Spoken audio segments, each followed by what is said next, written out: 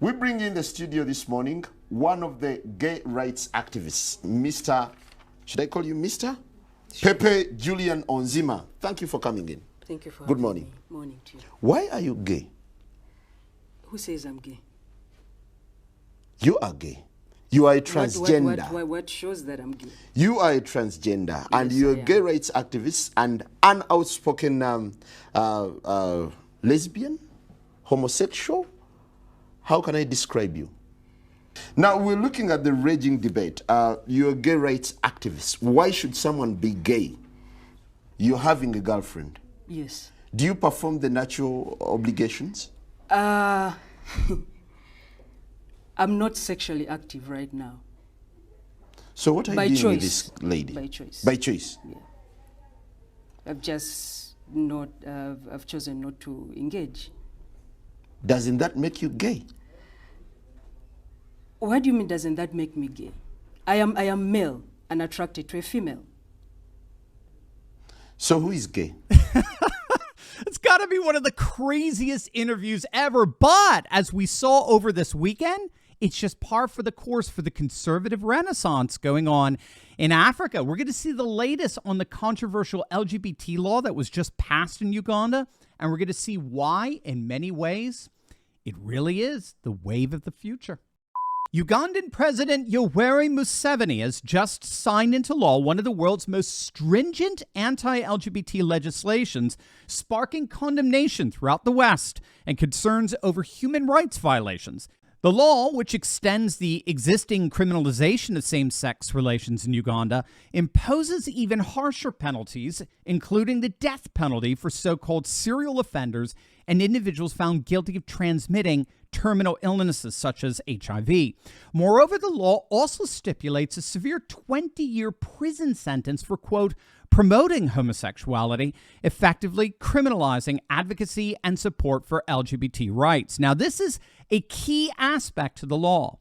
Ugandan lawmakers are going after identity. It's not merely the practice, it's the politics.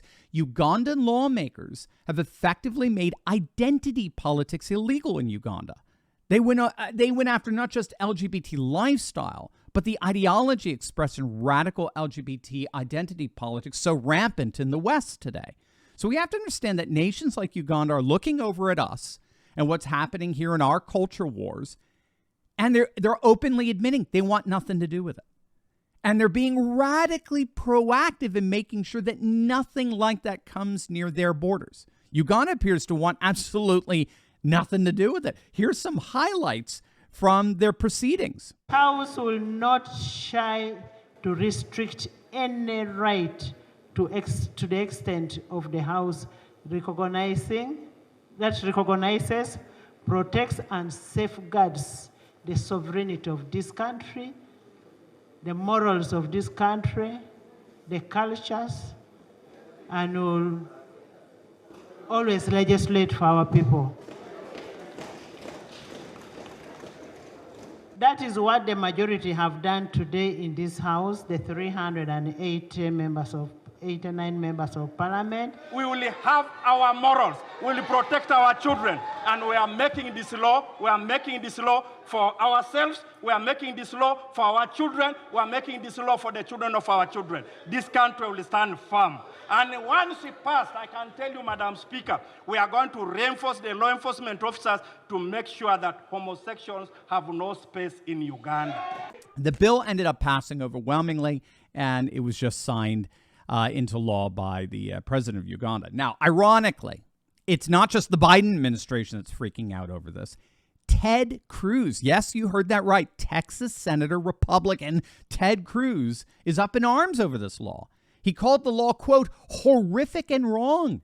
Any law criminalizing homosexuality or imposing the death penalty for aggravated homosexuality is grotesque and an abomination. All civilized nations should join together in condemning this human rights abuse. And then he added with the hashtag LGBTQ. Now, to me, what's so fascinating in all of this is happening at the same time millions of average Americans are speaking with their dollars and boycotting Bud Light. And it's really hitting them in the gut, right? Bud Light pushed their woke agenda through Dylan Mulvaney, and we, the little guys, responded with a massive boycott, resulting in billions of dollars lost because of their leftist ideology. And you know, it's not just the boycott that's working. It's the boycotts as well, as millions of patriots take their dollars elsewhere and support companies that support our values.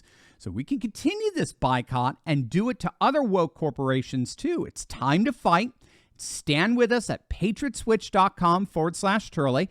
Patriot Switch gives us the ability to boycott and walk away from woke consumer product companies that have sponsored Mulvaney, like Procter & Gamble and Crest and L'Oreal and Maybelline and Johnson & Johnson. We can shop at the only conservative supporting patriot-owned American-made consumer product company left in North America. Join our little guy boycott movement now at patriotswitch.com/Turley, and let's stick it to the left.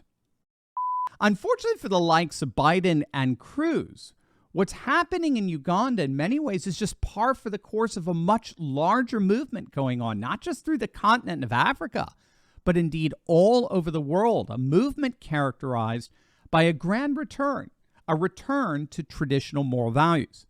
More than 30 African nations, including Uganda, already banned same-sex relations, but they're hardly alone.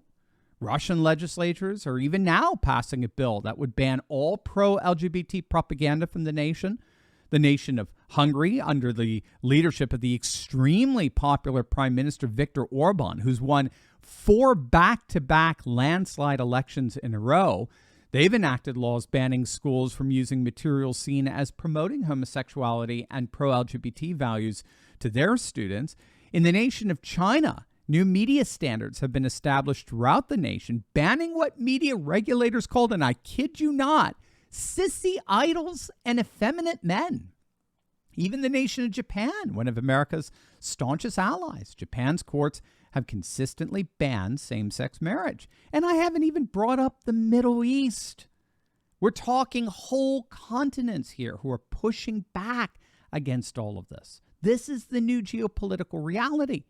Whether our liberal Western governing elite like it or not, in many respects, they've lost. They've lost the world. The world is entering into a new conservative age, a far more traditionalist, nationalist, civilizationalist world. And whether anyone likes it or not, LGBT identity politics doesn't particularly fit in a renewed traditionalist, highly religious age like the one we're entering into. So they can virtue signal, they can grandstand, they can make all the threats they want. All it's doing is driving the member nations of that traditionalist world closer together. A new conservative age is here. Unfortunately, our woke leaders will be the last to recognize it. Hey, gang, I know what it's like to feel alone out there in these turbulent times, but I broke free. If you too have been looking for a community with like-minded patriots who are serious about resisting globalism, building a parallel economy, and having intelligent and deep fellowship on a regular basis, then you've come to the right place. In my Courageous Patriot Insiders community, we're building a close-knit movement of, by, and for patriots who are breaking free from the outrage and despair cycles of the mainstream media and taking on the fight against globalism. Every week, I deep dive into the content I can't share on big tech and give you the cliff notes on the truth of how patriots just like you are building up their communities, starting patriot businesses, and fighting the woke in both public and private. All with a few history and political lessons from yours truly, of course. If you want to stop feeling alone as a patriot and stand together with this fast-growing community, be sure to click on the link in the description below. Don't wait. Join me and my Patriot Coalition today, and let's get fighting.